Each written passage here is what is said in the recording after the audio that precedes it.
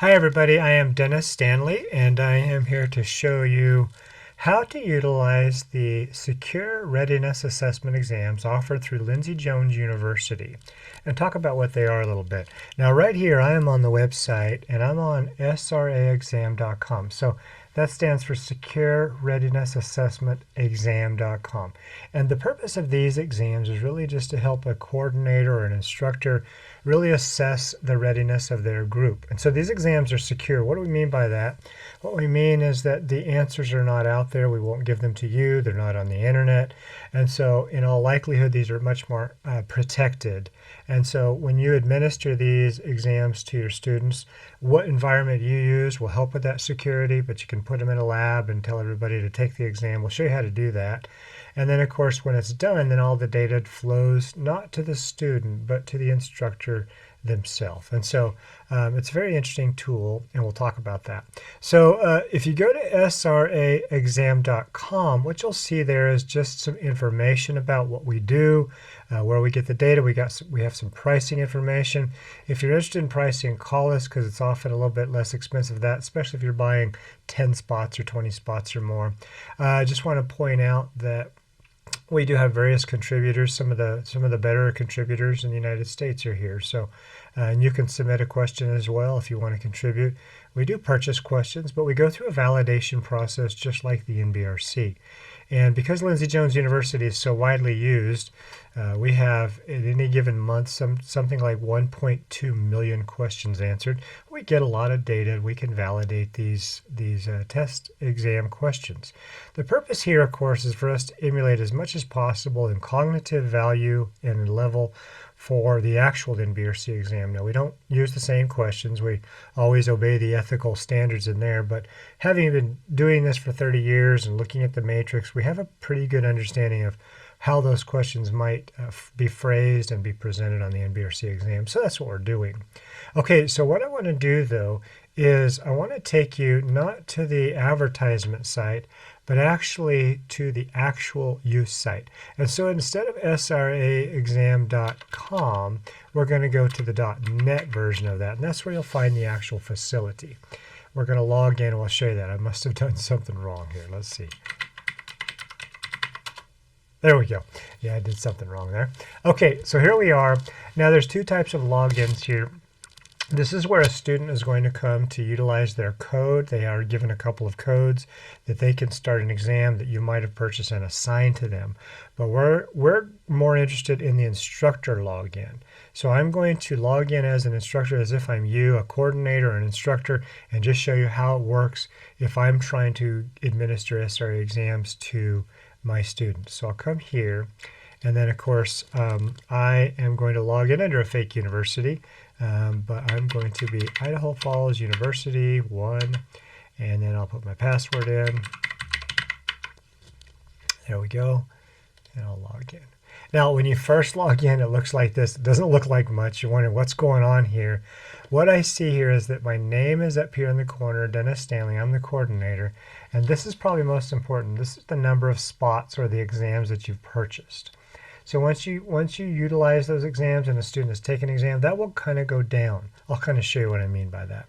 So what you would be interested in is just starting a new session. A session is just a grouping of students that are going to take a particular exam, and I'll explain that as we go along, but let's just start off hitting new session.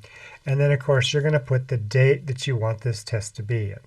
And so we can do that. Let me do one thing here. Let me kind of zoom in just a little bit so we can see a little bit better here. Yeah, how about like that? Okay, so now the date, just so you know, is not critical. This is really more of a noted date. It doesn't mean that all the students have to test on that date. But you're just saying, hey, this Friday, whatever, I want to be able to do the exam. So here it is the whatever date it is. I'm going to just go ahead and go to, so let's say we're not going to do December. Let's go to January. Let's say January 7th. We want to do an SRA exam for this group.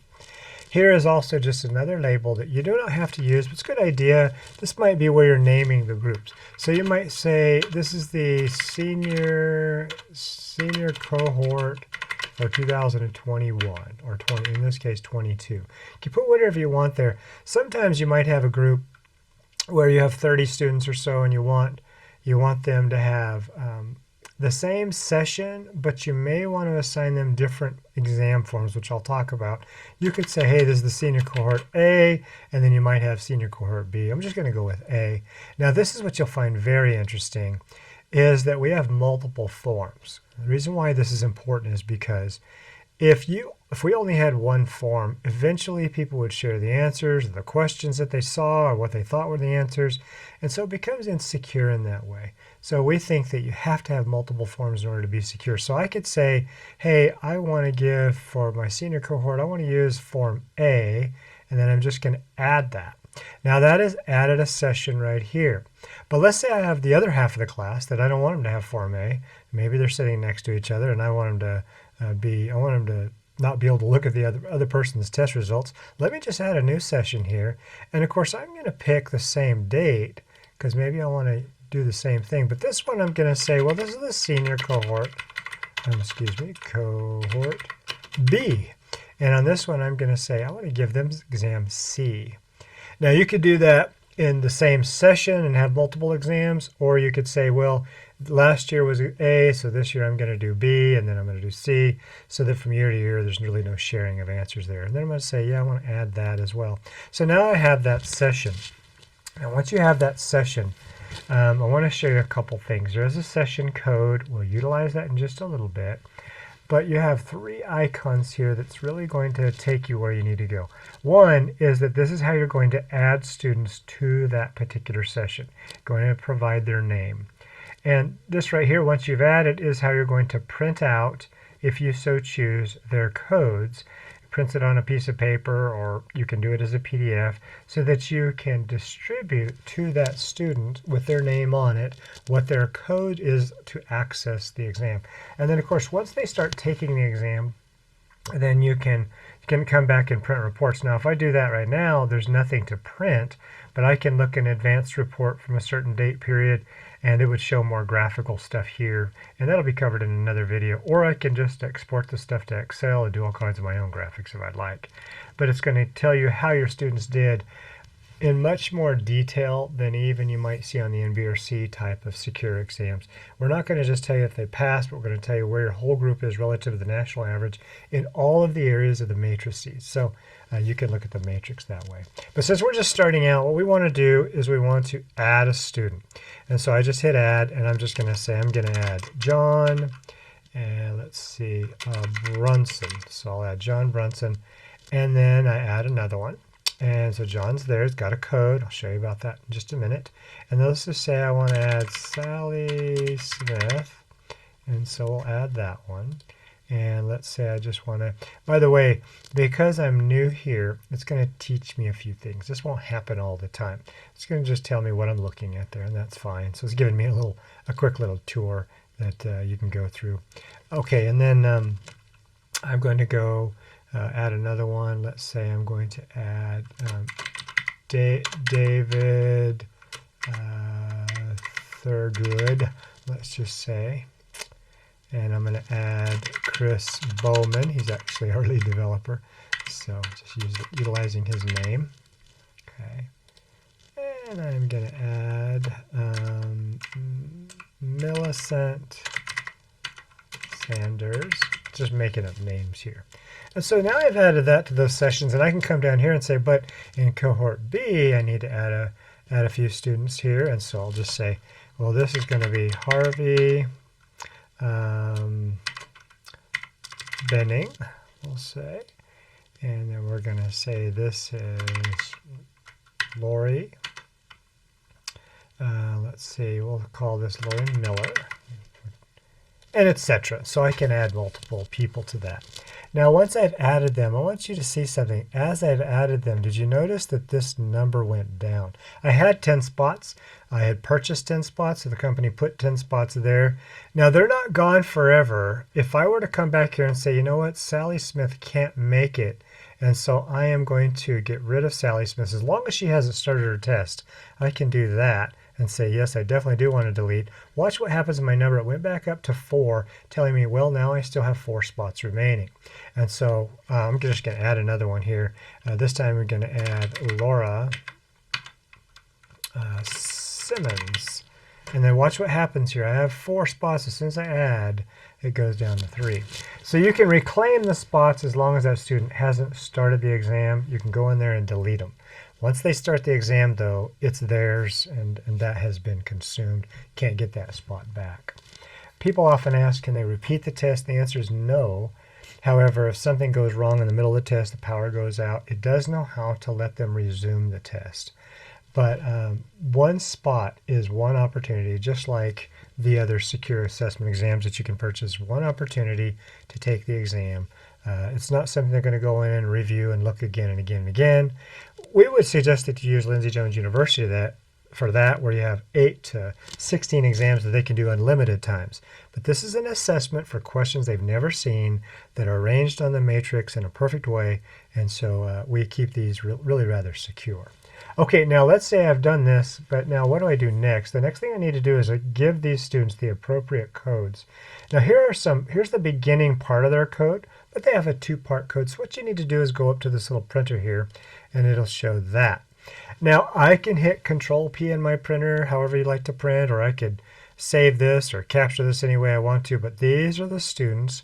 They'll print out on an 8.5/11 by sheet of paper, and then you can literally just cut them up kind of as cards. So here we have John Brunson. We have this information here, the student code and a session code. They need both codes in order to start the exam, and so they can do that. All right, and so I'll show you where they'll put that in, but that's how you do that. Now I'll just shut that down. And I could do the same thing for here with, I only have 2 students there, but Lori Miller and Harvey Benning, here are their codes. I could just cut that up and say, here's your codes, and we're going to start that whenever you want to do it. Okay, remember, they're not limited by time in terms of what date that you put. It doesn't matter. It's just a date note that you put on there, but if they take it the next day, it's going to be available until they go take the test or until you remove them from the system and revoke their right to take the test. You certainly can do that. Okay, so I'm going to go back to the main dashboard here, and let's say I've given, if I look at this, I have John Brunson right here. Let me go back and say, well, actually he hasn't started his test yet, and he's not going to be able to. I just found out. He's in the hospital, wherever he's at. I'm going to say I'm going to delete him. I got my spot back because John Brunson did not ever start the test. And now if I print this out, John Brunson is not there, so he's gone. So that's how that works. Now, once they begin taking the test, that's when we can go into the reporting area. There's nothing there now, but you'll start to see the specific information for John Brunson, but also the collective aggregate information, including complete breakdowns on how John and the group did in the various areas of the matrices. But that's how you do the SRA exams, and I have 2 sessions there. Now let me log out and just show you something. I'm going to log into another one of our kind of fake universities, if I can remember it here. So just kind of show you when something has been populated. I want to show you what you can see. Let's see, is that what I want? Oh no, I got it. I'm sorry.